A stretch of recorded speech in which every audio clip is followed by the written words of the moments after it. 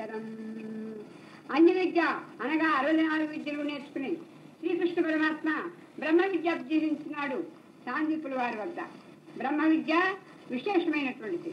బ్రహ్మ విద్య వల్ల బ్రహ్మ ప్రాప్తి కలుగుతుంది. బ్రహ్మ జ్ఞానం వల్ల బ్రహ్మ విద్య వల్ల బ్రహ్మజ్ఞానం కలుగుతుంది. బ్రహ్మోపదేశం వల్ల బ్రహ్మ విద్య వల్ల బ్రహ్మజ్ఞానం కలిగి బ్రహ్మ ప్రాప్తి కలుగుతుంది. బ్రహ్మలాభాన్ని పొందుతాడు.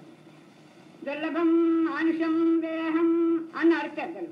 అందుచేత మానవ జన్మ ఎత్తినందుకు గాను ఇతరమైనటువంటి విద్యలన్నిటికంటే బ్రహ్మ విద్యను సాధించడం అనేటటువంటిది చాలా దుర్లభం. ఎందుచేతనంటే బ్రహ్మానందం పరమ సుఖదం కేవలం జ్ఞానమూర్తిం ద్వంద్వాతీతం గగన సదృశం తత్వమస్యాది లక్ష్యం ఏకం నిత్యం విమలమచలం సర్వధీ సాక్షిభూతం భావాతీతం త్రిగుణరహితం సద్గురుంతం నమామి. బ్రహ్మానందం అనగా నశించినటువంటి యొక్క ఆనందం. బ్రహ్మను తెలియటం చేతనే బ్రహ్మానందం లభిస్తుంది.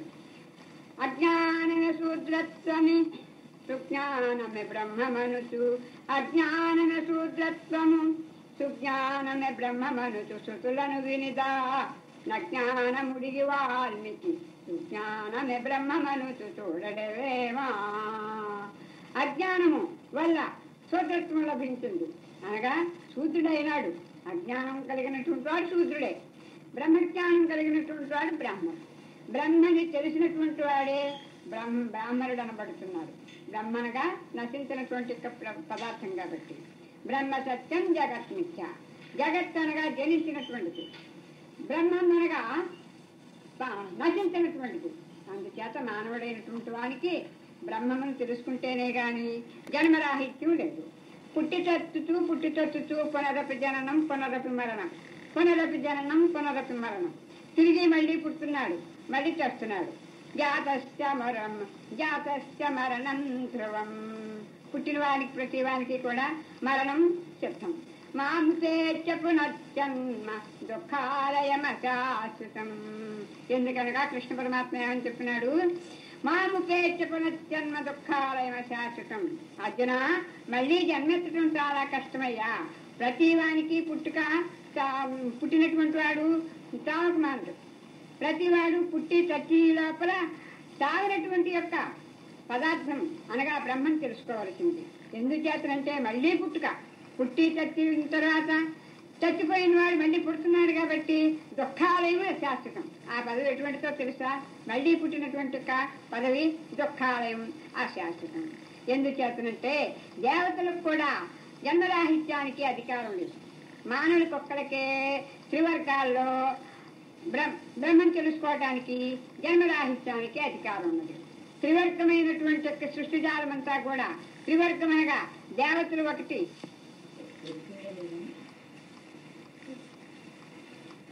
త్రివర్గమనగా మానవులు ఒకటి, దేవతలు ఒకటి, మానవులు 2, క్రిమికీటకాదులు 3. ఈ 3 రకాలైనటువంటి పుట్టుకల్లో 4 విధాలైనటువంటి జన్మలు కలుగుతున్నాయి. అండజములు, ఉద్విజములు, సేదజములు, జరాయుజములు. అండజములు అనగా గుడ్డు వల్ల కలిగేటటువంటివి. సేదజములు అనగా చెమట వల్ల కలిగేటటువంటివి. జరాయుజములు అనగా మావి వల్ల పుట్టేటటువంటివి. ఉద్విజములు అనగా భూమిని పెకలించుకు పుట్టేటటువంటివి. 4 విధములైనటువంటి యొక్క పుట్టుకుల్లో మానవ జన్మ గొప్పది.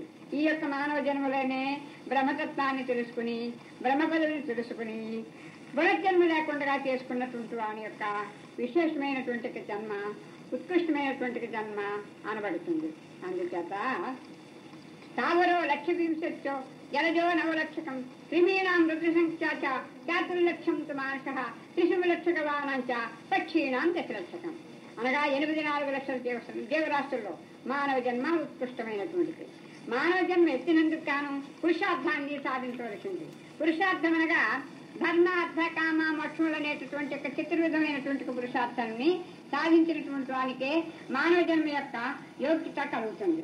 మనము సంతతివారైన మానవులను మానవాధిక్యత నిరుంగలేని ఎడల మానవుడనంగబడరు జీమనిగాన మానవాధిక్యత నిరింగి మనుగవరయు. అనగా మను సంపత్తి మా అందరం కూడా మనవ సంపత్తి కలిగినటువంటి వాళ్ళు. మను సంతతి కలిగినటువంటి వాడు అయినప్పటికీ కూడా మానవుని యొక్క విశేషమైనటువంటి యొక్క ఉత్కృష్టమైనటువంటి యొక్క జన్మరాహిత్యం యొక్క పదం తెలుసుకుంటేనే మానవ జన్మ మనకు వచ్చినందుకు గాను లాభం. లేకపోతే పుట్టి ఎరుగలేరు పురుషార్థముల భూమి పుట్టలేమి వారు పుట్టనేమి పుట్టలోని చెదలు పుట్టవా గిట్టవా విశ్వదాభిరామ వినురవేమా. మానవుడి పుట్టి కూడా పురుషార్థాన్ని సాధించడానికి జన్మ హృదయే కదా. బొందియావరి సొమ్ము పోషింప పలుమారు ప్రాణమెవరి సొమ్ము భక్తి చేయ ధనమెవరి సొమ్ము ధర్మమే తన సొమ్ము విశ్వదాభిరామ విరురవేమా. ఈ బొందులు చూసుకుని ఈ ధనాన్ని చూసుకుని ధర్మం ఏదో తెలియకుండా అతస్పతం అయిపోతున్నారు మానవులు. ఎందుచేతనగా శ్రేయాన్ స్వధర్మో విగుణ. ఎవరి యొక్క స్వధర్మాన్ని వాళ్ళు పాటించవలసింది. ధర్మము నడువని వానికి అధర్మము ప్రతిపాదియగుచు ధ్వంసము చేయున్ కర్మల పాలై చెడుదురు ధర్మముగా నడచువాడే ధన్యుడోయన్నా నిర్మలుడైతే నిజమెరుకునన్నా. ధర్మాధర్మములనే దరిలేని సంసార మర్మమెరిగిన దుష్ట కర్మము చేయడు ధర్మతులు నిజమెరుగలేకను కర్మములు నాకంటవనుచును బుద్ధిలో తిరిగేటి కరువులు సర్వసములెట్లగుదురయా ధన్యుడోయన్నా నిర్మలుడైతే నిజమెరుగునన్నా. ధర్మో రక్షతి రక్షతి రక్షతి అనగా ఎవరి యొక్క స్వధర్మాన్ని వారు పాటించవలసింది. ధర్మాన్ని మనం రక్షిస్తుంటే ధర్మం మనని రక్షిస్తుంది. ధర్మం నడవనటువంటి వాడికి అధర్మం సహాయం చేసి అతఃపతనానికి చేకూరుస్తుంది. అతఃపదం అనగా అజ్ఞానంతో కూడుకున్నటువంటి యొక్క జన్మలకి అజ్ఞానంతో కూడుకున్నటువంటి కర్మల ద్వారా నీటి జన్మలు ఎత్తుతుంటారు. ఎవరేం పట్టక్కర్లేదు తిట్టక్కర్లేదు. ఎవరు చేసినటువంటి యొక్క పాఠం వారికే అందిస్తుంది పరమాత్మ. ఆ ప్రకృతి ఆ మాయా ప్రకృతి అందుచేతను పరా ప్రకృతి అపరా ప్రకృతి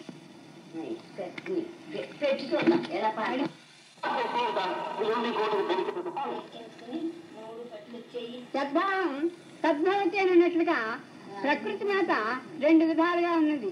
పరాప్రకృతి అపరాప్రకృతి అనేటటువంటి యొక్క మార్గముగా ఆ భగవంతుని యొక్క కృష్ణ పరమాత్మ యొక్క అంశం అని చెప్పున్నాడు కదా. అపరాప్రకృతి ఏం చేస్తుంది అంటే ఎవరు చేసినటువంటి కర్మని వాళ్ళకి అందిస్తుంది. ఇది అపరాప్రకృతి. పరాప్రకృతి ఏం చేస్తుందంటే ఎవరు చేసినటువంటి కర్మని వాళ్ళకి అందిస్తుంది.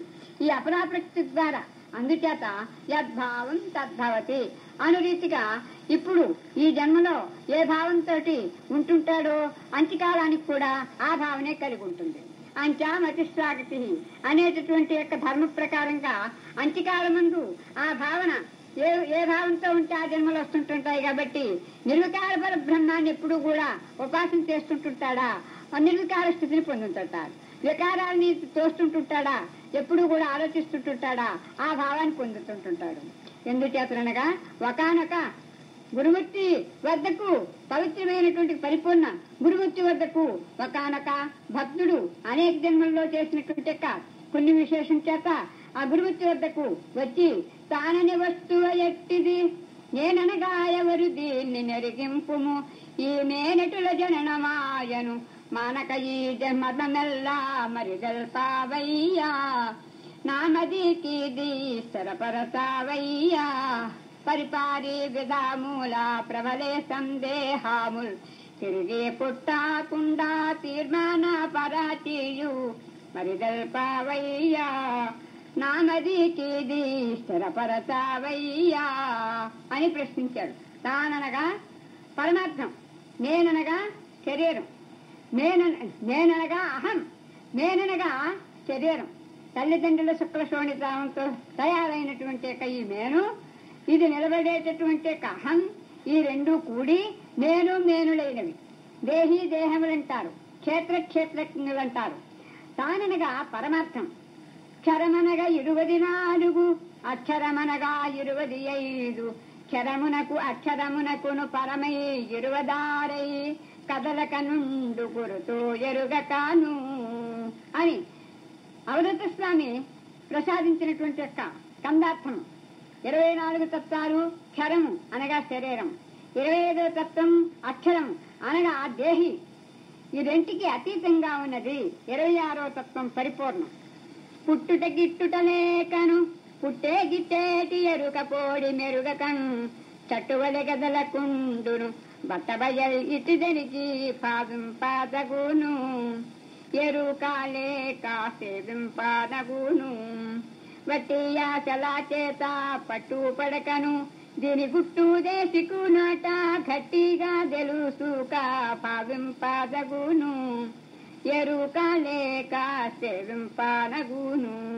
నాయన పుట్టుట గిట్టుట లేకుండగా పుట్టే గిట్టేటి యొక్క మాయ యొక్క విశేషం తెలియకుండగా చెట్టులాగా కదలక మెదలక వరగక అరగక ఏమీ చలనం లేకుండా ఉండేటటువంటిది ఏదైతే ఉందో దానిని పరిపూర్ణమంటారు, బట్టబయలంటారు.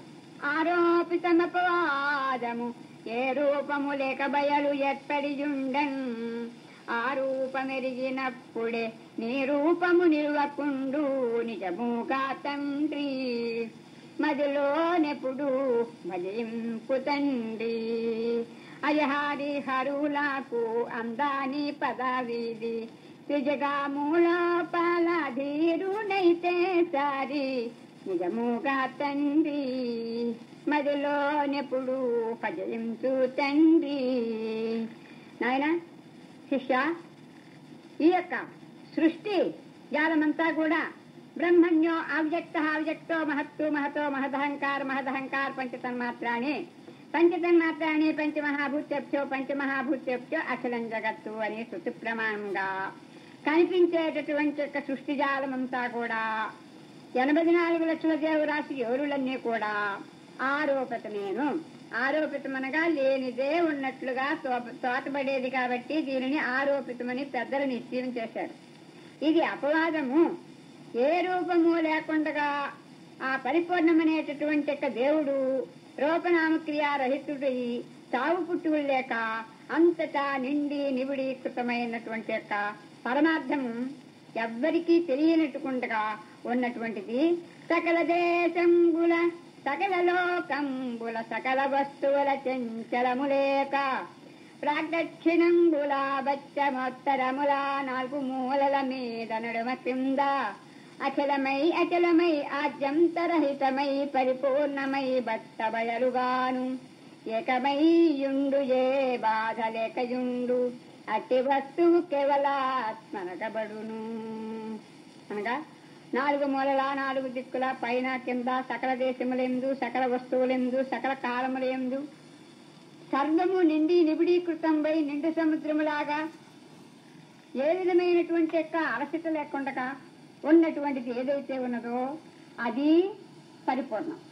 ఇంకా ఎటువంటిదనగా పరిపూర్ణమనగా తండోపతండములుగా దండి దశాధికములన్నీ తన లోపల ఉద్దండత ఉండిన పోయిన 2 గుట్టెరుగనిది ఉండు నెప్పటికీ పరిపూర్ణమిట్లుండు నెప్పటికీ ఎండామావుల రీతి ఉండేటి బ్రహ్మాండం ఉండిన పోయిన 2 గుట్టెరుగానిది యుండు నెప్పటికీ పరిపూర్ణమిట్లుండు నెప్పటికీ.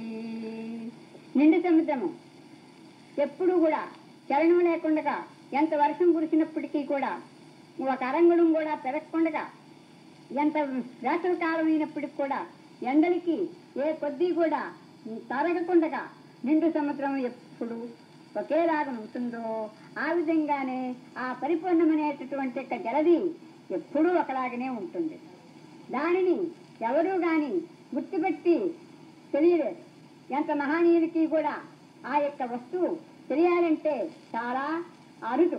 ఎందుచేతనంటే అనేక జన్మలెత్తేటటువంటి యొక్క వాసనలు జీవునికి ఉంటుంటాయి కాబట్టి జన్మరాహిత్యమైనటువంటి నిర్వికార పరబ్రహ్మాన్ని తెలుసుకోవాలనేటటువంటి అభిలాష బహూనాం జన్మనామంతే జ్ఞానవానం ప్రపంచతే వాసుదేవ సర్వమితి సమహాత్మ సుదుర్లభ అన్నాడు కృష్ణ పరమాత్మ. అనేక జన్మల్లో చేసినటువంటి పుణ్య విశేషం చేత గాని దీన్ని తెలియలేదు. ఎందుచేతనంటే దీని పరిపూర్ణమని బట్టబయలని గురుకూహ్యమని అనంతమని గోప్యమని అని శృతి ప్రమాణం చెప్తుంది. ఈ పరిపూర్ణమనేటటువంటి యొక్క పదార్థము సావు పుట్టుకులు లేనటువంటిది కదా. దీన్ని తెలుసుకుంటేనే గాని జన్మరాహిత్యం లేదు. ఎరుకనేటటువంటిది మాయ ఇంద్రజాలం. ఈ యొక్క ఎరుక సర్వ జగత్తు కూడా నిండి నిబిడీకృతమై నటనతోటి, నామములతోటి, రూపాలతోటి, అనేకమైనటువంటి యుగ ప్రయాగములతోటి ఉన్నటువంటిది ఈ యొక్క ఎరుక. దీనిని ఆరోపితంగా ఉన్నదే గాని పరిపూర్ణం ఏ రూపము లేకుండా ఉండేటటువంటి దాన్ని శ్రవణ మానవ ద్వారా, గురు శుశ్రూష ద్వారా పరమార్థాన్ని తెలుసుకుని సర్వకాల సర్వావస్థల యందు కూడా ఆ యొక్క పదార్థాన్నే ధ్యాస చేస్తూ ఉంటుంటే అటువంటి వానికే జన్మరాహిత్యం, మానవ జన్మ కలిగినందుకు ప్రయోజనం. లేని పట్ల జన్మ ఎత్తినప్పటికి కూడా ఏమీ ప్రయోజనం లేదు. ఎందుచేతనంటే ఆ స్థితి ఎలా ఉంటుంది, ఆ పరిపూర్ణాన్ని తెలుసుకున్నటువంటి యొక్క మధీరుడు ఎలా ఉంటాడు అంటే, ధర విధినెవ్వడు మనోగతంబులైన సర్వకామంబులను కడు సన్నిధించి అంకితాత్మ సంతుష్టుడగుతునుండు అతడాత్మస్థిత ప్రజ్ఞుడగు బుధేంద్ర. సర్వత్రానభిస్నేహ తత్ప్రాప్తిం శుభాశుభం నాభినందతి నద్వేష్టి తస్య ప్రజ్ఞా ప్రతిష్ఠిత. ఈ విధంగా స్థిత ప్రజ్ఞత్వం కలిగి ఉంటాడు. ఇంకా ఎలా ఉంటాడు? యదా సంహరతే చాయం కూర్మంగా నేవ సర్వశః ఇంద్రియాణీంద్రియాధ్యస్య ప్రజ్ఞా ప్రతిష్ఠిత. తాబేలు తన అవయవాల్ని లోపలికి ఉట్టుకుని పని వచ్చినప్పుడు ఉపయోగించుకున్నట్లుగానే ఇంద్రియ సముదాయాన్ని పవిత్రమైనటువంటి యొక్క లక్ష్యాన్ని యందు నిలుపుతూ ఉంటుంటాడు. కానీ విశేషంగానికి వాడుకోడు. ఎవరు? స్థితప్రజ్ఞుడు. ఇంకా పరిపూర్ణం ఎలా ఉంటుంది అంటే, నయనం ఛందంతి శస్త్రాణి నయనం దహతి పావక నచైనం క్లేదయంచాపో నశోసమ యతిమారుత. అనగా ఆ పరిపూర్ణం ఎలా ఉంటుంది అంటే, కత్తుల చేత నరకటానికి శక్యం కానటువంటిది, నేళ్ల చేత తడపటానికి శక్యం కానటువంటిది. కత్తుల చేత నరకటానికి వీలు లేదు, నేళ్ల చేత తడపటానికి వీలు లేదు. అటులనే అగ్ని చేత దహింపటానికి వీలు లేనటువంటిది, వాయువు చేత శిక్షింపచేయటానికి వీలు లేనటువంటిది. అట్టి పవిత్రమైనటువంటి యొక్క పరిపూర్ణ స్థితి భగవద్గీతలో 2వ అధ్యాయంలో నయనం చిందంతి శస్త్రాణి అని యథార్థి ఇచ్చాడు కృష్ణ పరమాత్మ. భాగవత కృష్ణ ప్రభు పుట్టుట గిట్టుట లేకను పుట్టే గిట్టేటి ఎరుక పోడి మెరుగ కంతట్టు లెక్కదలకుండును అని ఆ మహానుభావుడు ఇచ్చాడు యథార్థి. ఇంకా పలుకున పలుకరాకను తలపోయుధమన మదికి తగులక ఎప్పుడు ములుగృత్త సందులేకను గలిగున్నది బట్ట బయలు గత రామాయన్న. ఇదిగో చూడు కదులాదోయన్న, పలుకన్నా పలుకాక తలపన్నా దెరుగాక చలియండావా నాలా నలయాక నెలచుండు గత రామాయన్న. ఇదిగో చూడు కదులాదోయన్న. సామర్థ్యమేమి దూపదు కామక్రోధాధికములు గరియదు అనిశము ఏ బాములెరుగదు ఇతరులు ఏమనినను మారు బలుకాది బట్ట బయలు. దీనికి మ్రొక్కేరి తరాజేజేలు. పిత్రజేజేలు అనగా బ్రహ్మ విష్ణు మహేశ్వరాదులందరూ కూడా ఈ పరిపూర్ణం యొక్క స్థితి తెలుసుకునేవారు అంతంతటి ఘనకార్యములు చేయగలిగినటువంటి వారు అవుతారు. ఇప్పుడు కూడా మహానీయులు మహర్షులు ఉన్నారు. పరమార్థాన్ని తెలుసుకుని వారు నడిచి ఇతరుల్ని అనగా తమ చేరినటువంటి వారిని శిష్యుల్ని తరింపు చేసేటటువంటి యొక్క మహానుభావులు ఎంతమందో ఉన్నారు. కలియుగంలో కూడా శివరామ దీక్షిత ప్రభు శ్రీమన్నారాయణ దగ్గర నుంచి వచ్చి పారంపర్యంగా వచ్చినటువంటి యొక్క ఈ పరిపూర్ణ ధర్మాన్ని శ్రీమన్నారాయణ శివరామ దీక్షితుల వారు వారి శిష్యుడైనటువంటి కప్పబ్రహ్మం మొదలుగాగినటువంటి మహానీయులందరూ కూడా ఉన్నారు. గురుడనగా గుర్తురహితుడు గురుడనగా లేని వాడు గురుడే పరమవు. గురుమూర్తి సేవ చేసిన గుణవంతులు తిరిగిరారు గుర్తెరుగా బోరు. గురు సేవలలో మ్రగ్గేయుంటారు. అట్టి పరిపూర్ణాన్ని ఎరిగినటువంటి యొక్క మహానీయుడు, పరిపూర్ణ స్థితిని పొందినటువంటి యొక్క మహానీయుడు గుర్తురహితంగా ఉంటాడు. గుర్తు అనగా జన్మలకి 84 దేవరాశుల యొక్క జన్మలకి హేతువైనటువంటిది ఏదైతే ఉన్నదో అది గుర్తు. ఆ యొక్క గుర్తు లేనటువంటి స్థితే పరిపూర్ణం. గుర్తు వల్ల జన్మ కలుగుతుంది అనగా సంకల్పమే జన్మహేతువు. సంకల్పమే జన్మహేతువు. సంకల్పమే గురుని మాట చవిగొననియది. సంకల్పమే కీడునదవును సంకల్పమెడవాసివేని చాలును వచ్చా. సంకల్పమే జన్మహేతు, భ్రాంతియే జన్మహేతు. భ్రాంతి మూలమెదం జగత్తు. భ్రాంతికి మూలమైంది జగత్తు కాబట్టి భ్రాంతి రహితం ఎవరికైతే కలిగిందో అటువంటి వారికే జన్మ లేదు. భ్రమేణాహం భ్రమేణత్వం భ్రమణోపాసకో జనాః భ్రమేణీశ్వర భావత్వం భ్రమమూలమిదం జగత్తు. భ్రాంతికి మూలమైనటువంటి యొక్క జగత్తు భ్రాంతి వల్లనే కలుగుతుంది, భ్రాంతి వల్లనే పెరుగుతుంది. భ్రాంతి రహితమైతేనే నశించిపోతుంది. అంతట్లో నశించేటటువంటిది, అంతట్లో పుట్టేటటువంటిది ఎరుక యొక్క లక్షణం, అనగా జగత్ యొక్క లక్షణం. పరమార్థం వరగదు, అరగదు, తరగదు, మరగదు, అంతటా నిండి నిబిడీకృతమైనటువంటిది, ఏమీ పలకనటువంటిది, పలుకి అర్థానికి సంబంధం లేనటువంటిది. అది ఇంకా ఎటువంటిది అనగా 4 వేదాలు ఘోషించి పరమార్థాన్ని గురించి శోధించి అవాజ్ఞానస గోచరమని తెలిపిని. ఇంకా దాన్ని కంటితో చూడటానికి కానీ, మనసుతో ఊహించటానికి కానీ, నోటితో చెప్పటానికి కానీ సాధ్యం కాదని తేల్చింది. అనగా అవాజ్ఞానస గోచరం. దేవుడు అనగా ఎటువంటి వాడు? అవాజ్ఞానస గోచరం. అట్టి దేవుని ఏ విధంగా ధ్యానం చేయాలంటే గురుమూర్తి ద్వారా, ఆయన యొక్క చెప్పినటువంటి యొక్క మర్మం ద్వారా అట్టి పదార్థాన్ని పొందటానికి శక్యం, తలవటానికి శక్యం, తెలుసుకోవటానికి శక్యం. ధరణి లోపల 6 తత్వములకు అవ్వలయ్యున్న తత్వంబు ఎవడెరుగు, శివుడే గురు రూపమున వచ్చి చెప్పకున్నా. సకల శాస్త్రంబులెల్లను చదువువారు చదువకున్నట్టి వారును సములుగారే, గురుముఖంబున అనుభవం బెరుగకున్నా. దేవపూజల కొడమేల తీర్థమేల, చలగి అష్టాంగ యోగములు చేయనేల, గురుముఖంబున క్షణములో కురియుగన నవ్యతర భోగి శ్రీ సదానందయోగి అని మహానీయులు ఎంతమందో ఆ పరమార్థాన్ని గురించి తెలియనటువంటి వాళ్ళకి తెలిపేటట్టుగా గురుమూర్తులై, వారు అవతార పురుషులై తరింపు చేస్తున్నారు. బట్టబయలైన యా పరబ్రహ్మ మహిమ దేశిక స్వామి కృపలేక తెలియరాదు, ఎన్ని చదువులు చదివినానేమి ఫలము. లోన చూడంగ లోనుగారు, బయలు చూడంగ పట్టుపడదు, బయలు లోపల పూర్ణుడై పరమశివుడు నవ్యతర భోగి శ్రీ సదానందయోగి. ఈ విధంగా మహానీయులైనటువంటి యొక్క పరమపురుషులు పరిపూర్ణ సిద్ధాంతాన్ని ఈ విధంగా శిష్యులకు అందించి, ఆ మహానీయులు వల్ల తెలుసుకున్నటువంటి వారు కూడా వారికి తెలిసినటువంటి దాన్ని ప్రజలకి అనగా భక్తులకి చెప్తూ ఉన్నారు. విననేర్చి చెప్పనేర్చిన మనుజులకే దీనిలోని మర్మము తెలుసును, వినజెప్పనేరకుండెన మనుజులు ఈ బోధలోని మర్మమెరిగెరా, దీనందుండే ధర్మమెరిగేరా.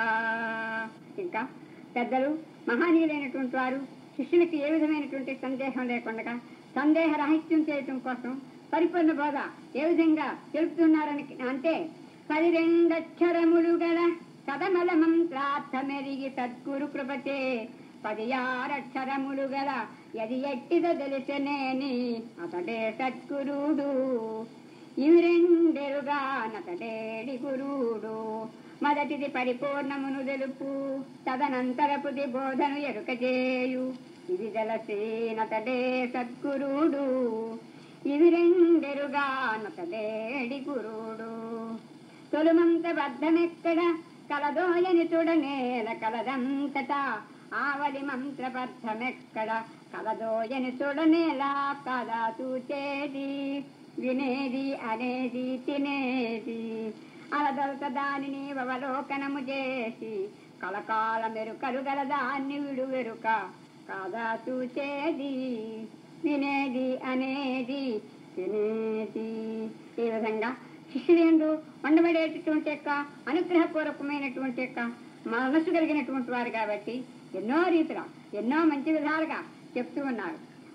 గురుడే బుధించిన కూర్చుండగా రాదు, కూర్చుండ నడవాసియుండరాదు, బోధింప విడనాడి పోరాదు, బోధింప పడకొన్న నిర్బంధ పరుపరాదు, దయననుగ్రహమివ్వ తడవు చేయగరాదు, తడవైన తత్తరా పడగరాదు, ఒంటి శయ్యాసనంబున నుండగారాదు, స్నానభుక్తులు ముందు సలుపరాదు, వినయ భయభక్తులదలోన విడువరాదు, గురుని సేవించు పరమ భక్తునకు వస్తా. జనులారా, జయించినటువంటి వారులారా, గణమరణము లేనటువంటి ఘనమైనటువంటి బోధను నేను కనచేస్తాను, వినచేస్తాను. వినాకనా చేసినటువంటి యొక్క ధర్మాన్ని మీరు విననప్పుడు కననప్పుడు తిరిగి మళ్ళీ జన్మలకు వెళుతూ ఉంటుండండి. అనగా 84 లక్షల జీవరాశుల్లో పుడతా ఉండవలసింది అని కృష్ణ ప్రభువు కందార్థంలో చెప్పిన విధంగా జన్మరాహిత్యాన్ని మార్గాన్ని మనకి స్పష్టంగా అరచేతులు అరటిపండులాగా ప్రసాదించినటువంటి గురుమూర్తిని ఏ విధంగా సన్మానం చేయాలో, ఏ విధంగా సత్కరించాలో అనగా గురుమూర్తి రాకకు ఎదురు చూస్తూ ఉండాలి. సతి పొరుగురికి పోయిన పతి రాకడ కోరినట్లు భావములోనన్ మతిమంతుడు సత్యేష్టుడు సతతము గురు రాక కోరు సత్యాము వినారా వాణి తోటి సతెవ్వారనారా. హితుని రాకడను స్నేహితుడు కోరిన ఎట్లు అతి దరిద్రుడు ద్రవ్యతతిరా కోరిన ఎట్లు సత్యాము వినారా వాణి తోటి సతెవ్వారనారా. ఈ విధంగా పతివ్రత స్త్రీ రాకకి పొరుగు వెళ్ళినటువంటి భర్త రాకకి చూసినట్లుగా, దరిద్రుడు ధనము రాకకు చూసినట్లుగా, స్నేహితుడు రాకనికి చూసినట్లుగా సత్గురుమూర్తి రాకకి సత్శిష్యుడైనటువంటి వాడు చూస్తుంటాడు. గురుడు వేగు తెంచినా కూర్చుండకూడదు, ఎదురుగా వెళ్ళి వారిని సత్కరిస్తుంటుండాలి. కూర్చున్నప్పుడు ఆయన్ని ఎడబాసి ఉండకూడదు. దయా అనుగ్రహం ఇచ్చేటప్పుడు ఆలస్యం చేయకూడదు. గురుమూర్తిని ఈ విధంగా గురుధర్మాలు తెలుసుకుంటూ ఉంటుండాలి. గురుపుత్రుడైనటువంటి వాడు లేని ఎడల జనులందరూ గురుబోధను గనిరా జనులందు నేను కలియక జొన్నను మనమున తలపోస్తే బోధ మర్మామబ్బూనా అద్దెన వారి ధర్మామబ్బూనా. అందరూ గురుమంత్రాలు తీసుకున్నారు, మనం కూడా ఆ గురుధర్మాన్ని తెలుసుకుంటాం. సంఘంలో కలుస్తామన్నంత మాత్రం చేత గురుధర్మం తెలియదు. మర్మం తెలిసినప్పటికీ కూడా ధర్మం తెలియదు. మర్మం తెలిసినా ధర్మం తెలియకపోతే కర్మ విడవదన్నారు పెద్దలు. ఎందుచేతనంటే కర్మమున పుట్టు జంతువు కర్మమున వృద్ధి పొందు కర్మమున జడు కర్మమే జనులకు దైవము కర్మమే సుఖ దుఃఖములకు కారణమదిపా. ఏ విధమైనటువంటి కర్మ చేస్తే ఆ విధమైనటువంటి పాలవుతాడు. అనగా సత్కర్మ చేస్తే పుణ్యం కలుగుతుంది, దుష్కర్మ చేస్తే పాపం కలుగుతుంది. సత్కర్మ వల్ల పుణ్యం లభిస్తుంది, దుష్కర్మ వల్ల పాపం లభిస్తుంది. అంచేత పాపం లభించి కష్టాలు పాలవుతాడు, సుఖం లభించి పుణ్యం కలిగి సుఖం కలుగుతుంది. అందుచేత ఆత్మసుఖం కావాలంటే